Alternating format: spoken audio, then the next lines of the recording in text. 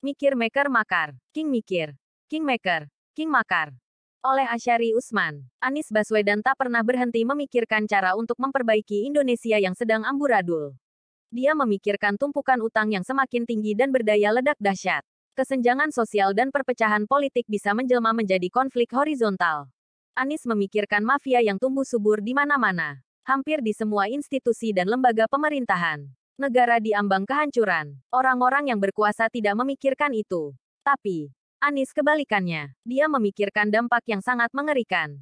Dia terus memikirkan solusi yang diperlukan. Dia perlihatkan kecemerlangan dan kematangan pikirannya ketika diminta menjelaskan di hadapan publik tentang apa-apa yang akan dia lakukan. Anies memikirkan keadilan untuk semua, kehidupan yang layak untuk semua, pendidikan yang bagus untuk seluruh rakyat. Anies memikirkan cara memanfaatkan kekayaan alam untuk kemakmuran bersama tanpa kecuali.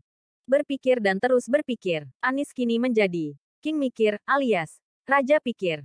Karena memang dia memikirkan cara untuk membangun Indonesia menjadi bangsa dan negara maju yang bermartabat. Sebagai King Mikir, Anies menarik perhatian Surya Paloh, Ketua Umum Partai Nasional Demokrat Nasdem. Paloh bergegas menjadikan Anies bakal calon presiden, baca pres. Why not the best? Kata Paloh. Waktu itu, Anies nyaris dijadikan tersangka Formula E oleh KPK dengan tuduhan yang tidak berdasar. Formula E memang satu-satunya celah selubang jarum untuk menjegal Anies.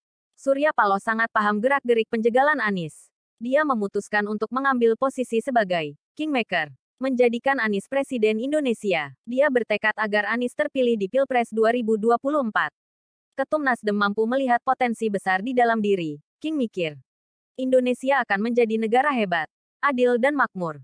Kingmaker berusaha memuluskan jalan King Mikir. Paloh menyerempet risiko besar ketika mendeklarasikan Anies sebagai baca pres.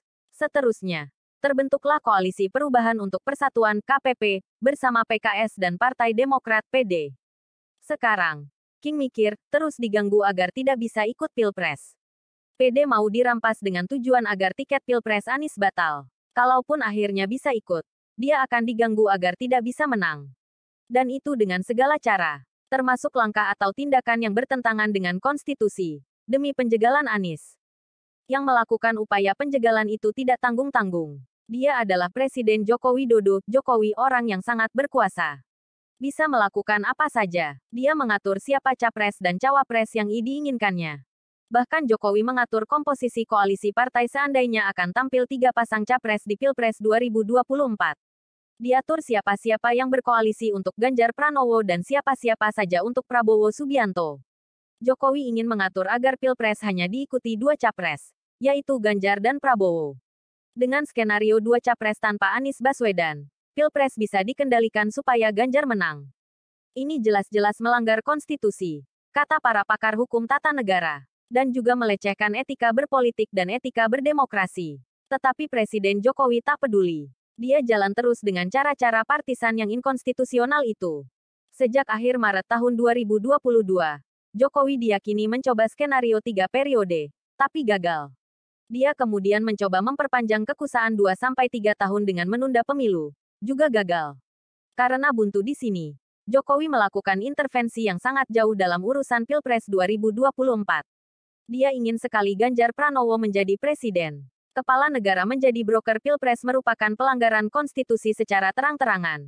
Melanggar konstitusi bisa juga disebut melakukan perbuatan makar. Ini yang dikatakan peneliti Badan Riset dan Inovasi Nasional, BRIN, Lili Romli.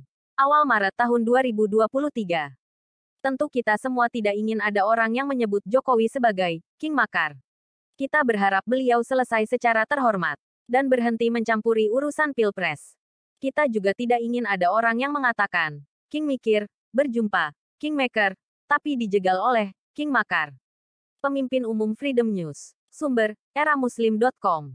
Komunitas Dakwah Istiqomah Surabaya. Perbuatan dosa akan melenyapkan nikmat karunia-Nya. Saudaraku, betapa sangat banyak karunia dan nikmat yang telah Allah Azza wa Jalla berikan kepada hamba-hambanya. Bahkan jika seluruh air lautan dijadikan tinta untuk menuliskan nikmat-nikmat Allah Azza wa Jalla, maka sampai seluruh air lautan itu habis pun masih belum cukup untuk menuliskan semuanya. Karena itu, sudah sepantasnya bagi seorang hamba yang beriman untuk senantiasa bersyukur kepadanya. Bersyukur adalah cara seorang hamba untuk berterima kasih kepada Allah Azza wa Jalla atas segala nikmat yang telah dilimpahkan kepadanya. Rasa syukur merupakan bentuk pengakuan seorang hamba bahwa ada keterlibatan Allah Azza wa Jalla di balik setiap nikmat yang diterimanya.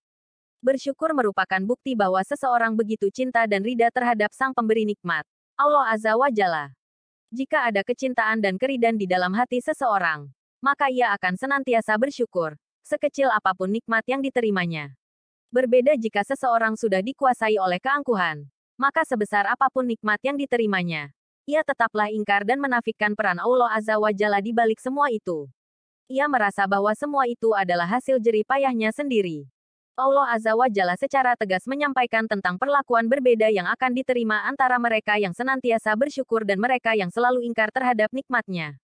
Bahwa siapa yang pandai bersyukur, maka Allah Azza wa Jalla berjanji akan menambahkan nikmat kepadanya. Dan barang siapa yang kufur nikmat, maka ingatlah sesungguhnya siksa Allah Azza wa Jalla sangat pedih bagi mereka yang ingkar. Maka ingatlah kamu kepadaku, niscaya aku ingat pula kepadamu. Dan bersyukurlah kepadaku, dan janganlah kamu mengingkari nikmatku. Quran Surat Al-Baqarah 152. Saudaraku, pusatnya kebahagiaan itu terletak di hati. Dan apabila telah dipenuhi oleh cahaya keimanan sesuai petunjuk Allah Azza wa Jalla dan Rasul-Nya, maka dia akan bahagia di dunia dan di akhirat. Ketika itu dia akan selalu mengingat Allah Azza wa Jalla dalam setiap keadaan. Hatinya akan sangat lembut. Dan air mata pun akan bercucuran. Karena selalu disibukkan oleh taubat atas dosa-dosanya. Orang-orang yang beriman dan berbuat kebajikan, mereka mendapat kebahagiaan dan tempat kembali yang baik. Quran Surat Ar-Ra'd 29. Saudaraku, Imam Ibnul Qayyim rahimahullah berkata, tidaklah seorang hamba melakukan sebuah dosa, kecuali akan lenyap darinya sebuah kenikmatan dari Allah sesuai dengan besarnya dosa tersebut. Jika dia bertaubat dan kembali kepada Allah maka nikmat tersebut atau yang semisal dengannya akan kembali kepadanya.